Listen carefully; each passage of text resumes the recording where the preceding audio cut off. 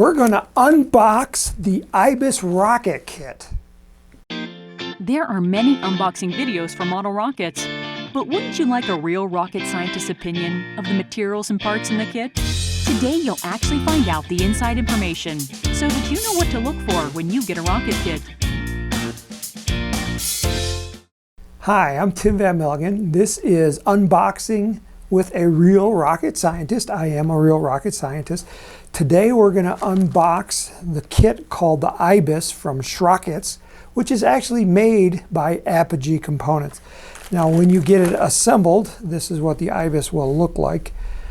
So I just wanted to go and look through the parts so when you get your kit, you'll know what to expect.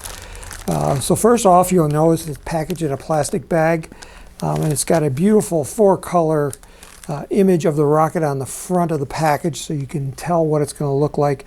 Down here at the bottom, you'll see the recommended rocket motors. So take note of that if you're buying this rocket kit. We're going to go ahead and open it now and see what's inside. So I got a razor blade here. I always open from the bottom, but you can open from the top. It's up to you. Okay, so first thing that we notice, the most prominent thing in here is the body tubes. Now, there's parts inside too, so make sure that when you open them up, you find out what's inside. So first off, we have the body tubes, and they're paper body tubes, but you can see that they are laser cut. So we actually cut these slots here with the laser so that you don't have to cut them on your own. Now the purpose of the slots is for the fins. So the fins actually go through the tube and attach on the inside.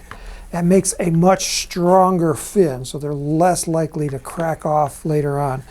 And you can see that the long ones here correspond to the long fins on the side.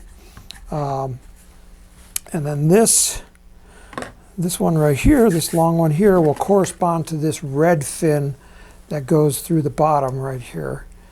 And then the short one on top, this will be our top right here. So that's that top fin right here. So everything aligns real easy on this kit. And the other thing that we have this piece right here, you can see that this edge has this really cool curve to it. And that's going to go back here on the bottom of the kit. You can see that you're actually going to split it open and then spread it open to get this weird looking shape right here. Really cool. And this is also laser cut for the fins that go here on the bottom of the rocket.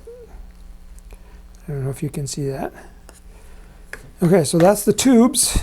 This right here is going to be our engine mount tube. This piece right here is actually pretty unique. This is a resin formed tail cone, and you can see the tail cone here on the bottom. And you can see right here there's a cutout, and that cutout is for the engine hook, so that the engine hook can bend back far enough so that you can slide the rocket engine inside. So if it didn't bend out of the way, you'd never be able to get that rocket motor in. So that allows it to bend upwards so that you can slide the rocket motor in and out. Now, like I said, these are resin casts. So resin is a plastic, and it's actually a 2-part liquid. And when we make these, we actually pour them into a rubber mold like this one here. This is actually one of the molds that makes this particular piece. You can see that it will go on here like that, and then it goes in there like that. So actually what we do is we pour the resin in, push the pieces together, and it kind of oozes out of the top so that we get a good fill so that there's no bubbles here on this shoulder piece. So I just kind of wanted to show you how these are made because they're kind of unique. Now this one, you notice that it seems to be a little bit of misshapen, but don't worry about that if you get one like that, because once you put them into the tube, it's going to realign itself and it will be just fine. Okay, so that's that. Now this is a plastic blow molded nose cone. Now this is polystyrene. This is very traditional in rocketry. You can see on this nose cone, it's got a big loop right back here that we attach our shock cord and the parachute, and it's very strong. And that's one of the things that's unique about the nose cones from Apogee, is that we make these things really strong because we don't want your nose cone floating away on the parachute without the rest of the rocket attached. So this keeps everything attached. The other nice thing about this is it fits really nice into the body tube, and it's a nice, perfect fit. I'm really pleased with the fit on that nose cone. So let's look else what's inside of here. This right here we talked about earlier. This is the metal engine hook, and this one here on this rocket got painted, but you can leave them bare. It gets that nice little shine to it, and it's spring steel, so it's meant to flex back and forth. Again, these are custom made specifically for Apogee from one of our suppliers. It's really high quality stuff. This right here is nose weight. Now this is modeling clay. Because of this rocket, it has these big fins and these little fins up here. These fins, anything ahead of the center of gravity is actually destabilizing. And so to make the rocket fly stable, we need to put weight in the nose cone. And so what you're going to do is there's this hole here on the bottom. You can enlarge that with a hobby knife if you need to. You're going to take the clay, roll it up into a long snake, feed it in there, take a wood dowel and punch it down so that the nose weight is all the way up here in the front of that nose cone. And that's what makes the rocket stable. And it's just modeling clay. There's nothing really special about it. This is the plastic parachute that comes with the kit. As you can see, it's a really bright color. We like to make them bright so that they are easy to see in the sky and when they land back down on the ground. Inside of here, you'll find the cotton string. Now, Apogee, we use cotton string rather than polyester. And the reason we use cotton is because cotton is more heat resistant than polyester. Polyester is a plastic, so plastic can melt when you get that high heat of the ejection charge. So we like to use cotton thread. And this, you can tell what's different about this also is that it's really thick compared to like sewing thread. This is really thick. The reason we do that is also for strength, and it's easier to tie your knots in. Getting back to the parachute, this is a polyethylene sheet. You can see this is a big parachute, but what's unique about this parachute is this rocket doesn't need a parachute this big. So this is a cut to size parachute. So when you're making the kit, and I think on this one we call it, I'll tell you what size that we want this to be. I think it's the 15-inch.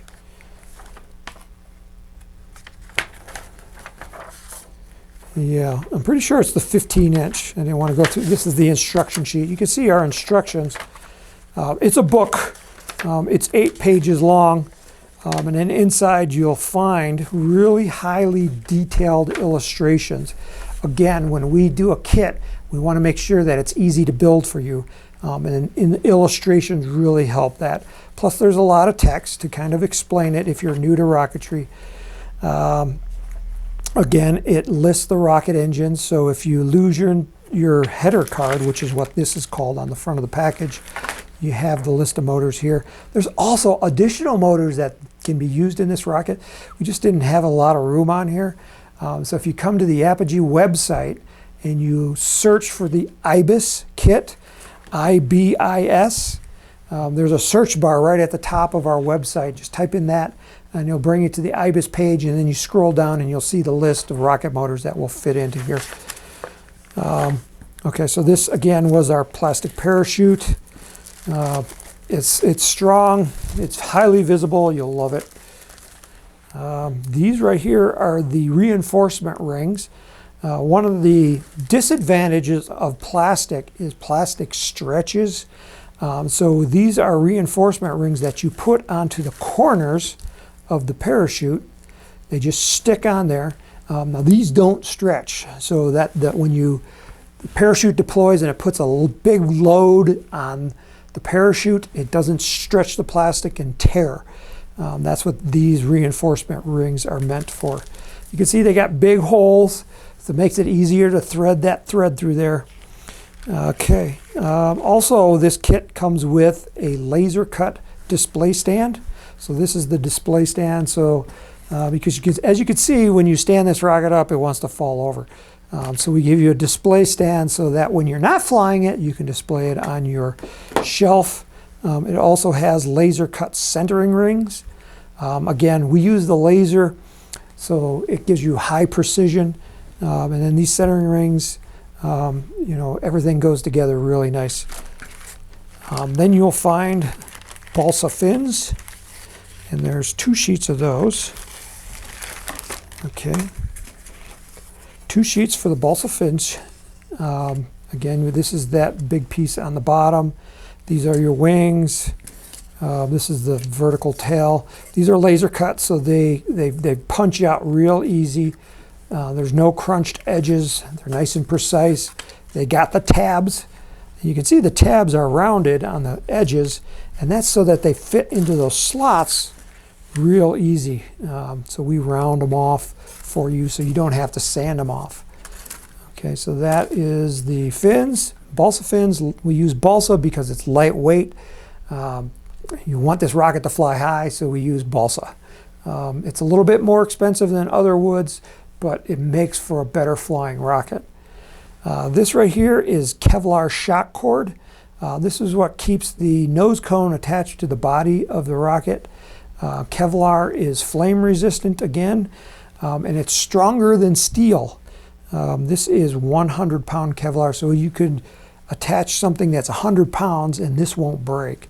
It's very strong, very light, and again, it's heat resistant.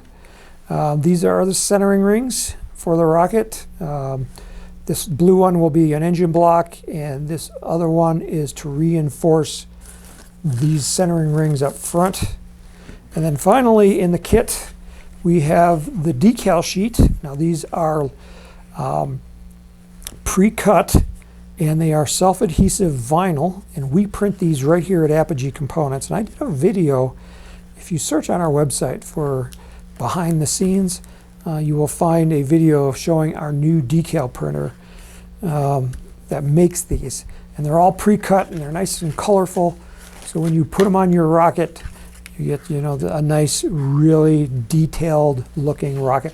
The decals in a rocket kit are the most expensive thing, but they also make the rocket really gorgeous. So people, you can't do without your decals. So that's why we go with the best types of decals in your rocket kit.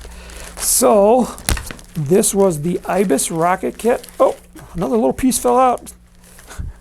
And that is the launch lug, and the launch lug goes here. It goes inside of there, so that it kind of there it is right there. I don't know if you can see that because it's really small.